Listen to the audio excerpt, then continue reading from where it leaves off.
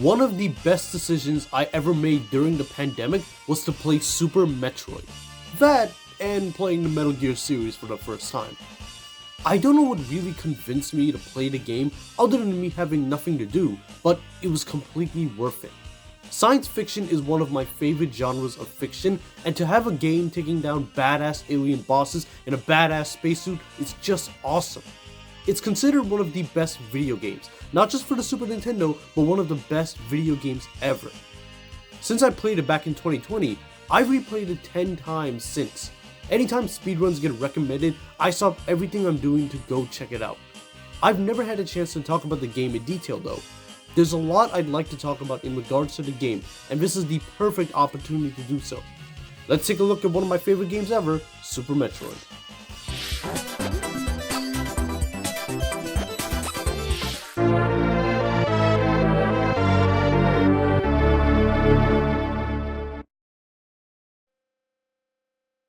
The last Metroid is in captivity. The galaxy is at peace. What you just heard is the only piece of voice acting in the entirety of Super Metroid. I don't know whose voice it is, but that voice has been stuck in my head since I first played the game. In terms of design, the game lets you know that it is not here to hold your hand. There is shit to see in this giant planet, and there are threats that need to be eliminated. The entirety of the game is located on the planet Zebes, where Samus Aran is looking to retrieve a baby Metroid from the hands of Ridley, and rather than having stages or levels with a goal to reach at the end, it's one giant maze filled with enemies, power-ups, and so much more. The game is vast and expansive, with various amounts of environments from the volcanic atmosphere of Norfair to the creepy and chilling wrecked ship. Each area you travel to feels unique and it stands out in its own way. The sound design is some of my favorite ever. Every sound effect is recognizable and adds to the overall experience. There's something satisfying about the muffled sounds of the regular bomb and the noise that the big power bomb lets off, and it just adds to how grand and powerful the item is. Another really cool detail is how the room shakes every time you use a super missile. It shows just how lethal the weaponry in this game is. The game is also one of the best examples of show, don't tell. When you get a weapon called Shine Spark, the game uses a nearby animal to show you exactly how to use it. There is no halting the game or stopping of your progress, it's just perfect game design. This alone is a reason why you always save the animals.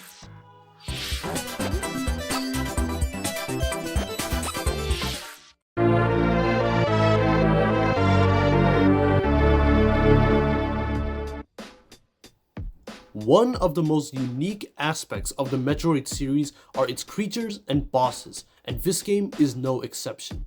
The bosses in this game are easily my favorite in terms of their design and their gameplay. They all bring an air of menace and terror from the moment you enter their chamber. Except for maybe Torizo, who is possibly the lamest villain on the list.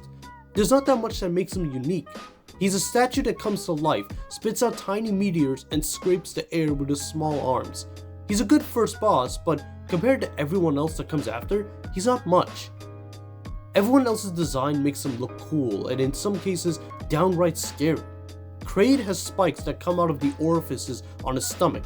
Phantoon has a mouth that contains his eye, and Ridley, well, look at him, he's a badass dragon. Crocodile's a personal favorite of mine, and I kinda feel bad about killing him after my 10th playthrough. Love the tease they do after that though, it's really cool. The most terrifying boss is easily Dragon. Imagine you enter a room that's dark as hell, and you see that thing coming at you. I hate everything about it. I hate his eyes, I hate how fast he flies by, and I hate it when he grabs me. I feel very uncomfortable every time he does that. Thankfully, there is a quick kill if you time it just right. These bosses are amazingly designed, and I get a ton of joy every time I fight them.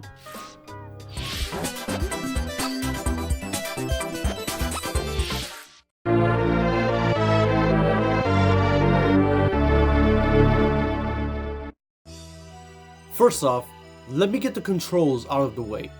I usually don't make it a point to talk about controls because they usually don't stand out. Every button is where you should expect them to be. But shooting your weapon by pressing the X button at the top is definitely a choice.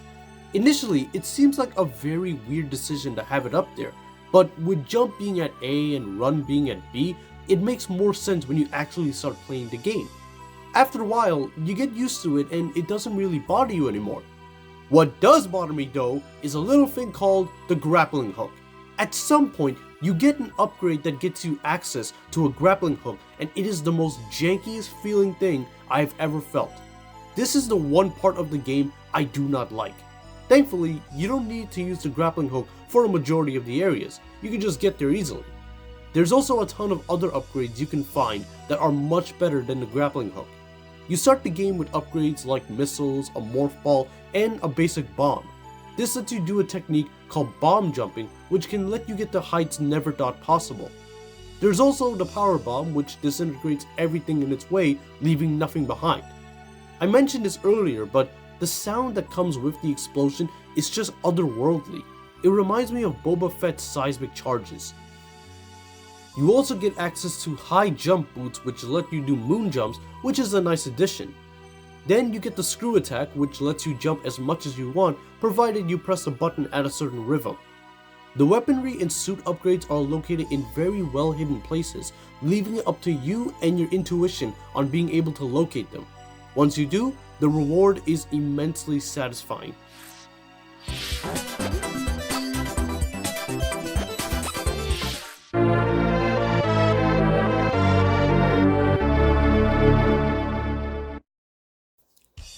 I wasn't originally going to review the game given that I'd already beaten it for the first time back in 2020. After some thought though, it felt recent enough that I could make an exception. Super Metroid came out over 30 years ago and it has held up extremely well for the most part. Shitty grappling hook aside, I felt nothing but joy every time I start up a new game. Being able to run, bomb jump, and take down these giant behemoth bosses is so satisfying in this game, and it leaves you wanting more from the series going forward. This is one of those games where every new playthrough, you learn something new. The music practically cheers you on as you progress throughout the planet, with tracks that never leave my head and make you feel so triumphant. It also has one of the most badass endings of any video game ever. The story is very brief, but simple enough to get the game going and motivate the player. It's a game that people have to play once. Even if it doesn't become one of their favorites, they can at least see why it's so beholden. Playing this game for the first time felt like I was transported into a whole other world. I felt excited just to roam around and explore and see what this planet had to offer. It's an experience that I know others will enjoy as well.